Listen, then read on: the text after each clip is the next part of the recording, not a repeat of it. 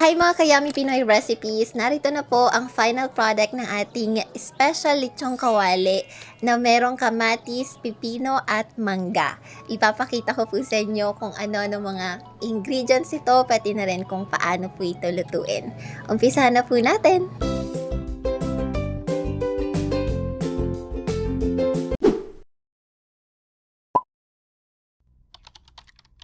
Para sa recipe na to, syempre gagamit tayo ng pork. Ito po ay pinakuluan natin sa loob ng 20 minutes at nilagyan ng asin, paminta at laurel. Hindi mawawala ang dalawang pirasong manibalang na mangga. Syempre hindi mawawala ang cucumber o pipino. Magagamit din tayo ng kamatis at sibuyas, pati na rin black pepper at salt, toyo at suka, at syempre maglalagay din tayo ng white sugar. Ganito naman po ang itsura kapag chinap na natin lahat ng mga ingredients na kakailanganin natin.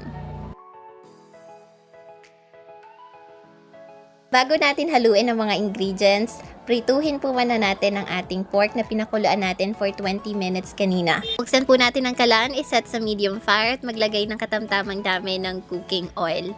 Hintayin pong uminit yung cooking oil bago natin umpisahang prituhin ang ating pork. Dahil mainit ang ating mantika, pwede na tayong mag-umpisang magprito. Ito na po yung itsura niya kapag tapos na nating prituhin. Sobrang yummy na kahit yan pa lang po. Pagkatapos po, hiwain po natin ito.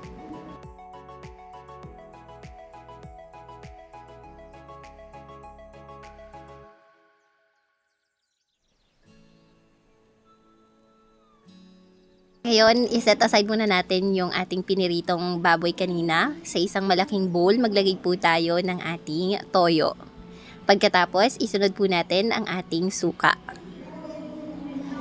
Bukod sa suka, maglalagay din po tayo ng ating frog na black pepper.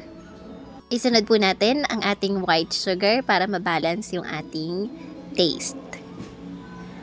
Tapos, maglagay po tayo ng asin. Tapos, halu-haluin po natin ito gamit yung whisk na yan.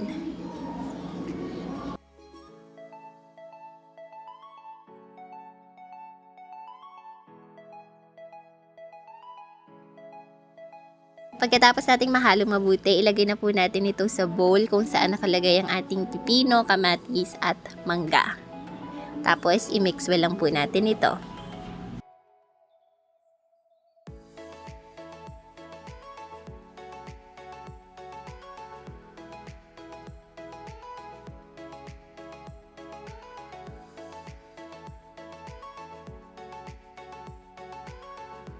Pagkatapos niyan, ilagay na po natin ang ating piniritong baboy kanina dito sa mixture na ginawa natin. Tapos, haluin lang din po natin ito.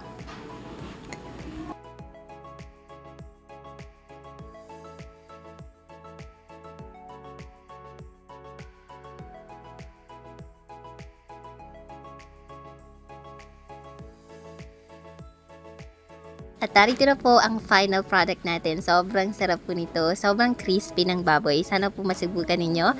Let me know kung masarap. Happy eating! Bye!